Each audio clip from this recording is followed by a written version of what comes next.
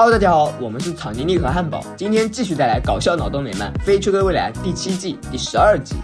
飞蛾兽让大家的制服变得破烂不堪，吝啬教授终于决定换新制服。来到宇宙制服店，教授对老板说：“要一种穿起来极其丢脸的制服，价格最好能够从员工的薪水里扣，还要不被发现。”老板回答：“没问题，保证物美价廉。”说完，拿出一套生存服，他可以把固体废料转换成鱼饼，是不是特别棒？大家却不是很满意，他们继续挑。教授找了一件新王装，虽然有点一言难尽，但不是每个人都能穿得这么合身。班德对猎狐装情有独钟，挑来挑去，不是太奇葩，就是没品味，没有一件像样的员工制服。大家准备换一家店看看。为了留住他们，老板使出了杀手锏，像你们这样有眼光的客户，一定会对打折溢价上的东西感兴趣吧？教授表示，品质才是最重要的。老板说，1折，要不是去年一个很讨厌的家伙预定，然后没有付款，这么好的东西可轮不到你们。他拿出制服，教授一看，咦，这不是1年前我预定的吗？好，就是它了。终于有一件可以体面领盒饭的制服了，并且不管从哪个角度看，他们都能像英雄一样站在风中，简直就是量身定制的。弗赖表示，我只希望我的拳头没被缝在裤腰带上。大家都穿上了统一的制服，班德却穿了件猎狐装，而且还是偷来的。作为一项古老而高尚的消遣，他被他深深的吸引了。尽管在10分钟前还是第一次听说，莉拉表示，哪种高尚会去解决一个无力反抗的动物？班德说，别在这假惺惺了，我们每天都在解决无力的动物，比如赫米斯的龟壳眼镜，教授的象牙假牙，还有斑马飞船照，好像很有道理的样子。每个可耻的行为都有两面性，在你看来是一群疯狗残暴的撕碎一只无助的狐狸，但在别人看来就是一趟愉快的远足。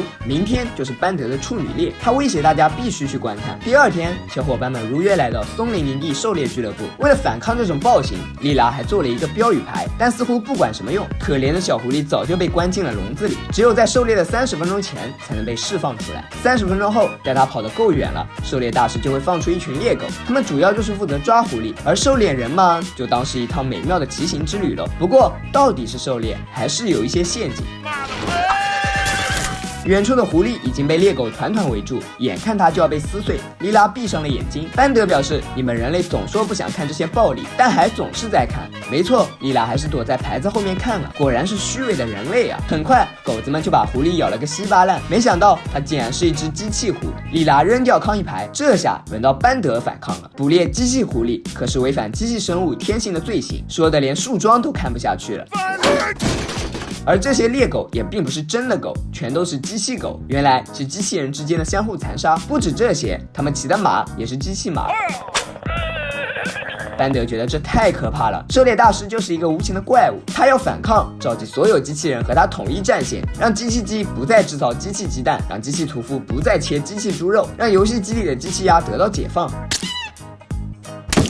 经过一番行动，他制止了方圆20码之内机器动物残杀的行为，但革命还未完成。1周的猎狐活动又开始了，这次不仅有狩猎猎人，还有反抗的机器人，他们要解救濒危物种机器狐。莉拉还拿出一张禁令，上面要求所有猎狐运动推迟24小时开始，并且他们的抗议已在法庭考虑之中。可他们不知道，狩猎大师就是法官，职权就是这么被滥用的。抗议被无情的驳回，猎狐运动仍在继续，但班德是不会轻易放弃的。他用2个冰淇淋就把莉拉和弗赖收买，3人溜进俱乐部，成功解救机器狐。猎狐运动变成了猎班德，而机器狐被莉拉带回了公司，众人都被他的可爱萌化了。教授决定让他做公司的新吉祥物，艾米非常赞同，最好再穿着制服来张合照。可待他们走进储物间一看，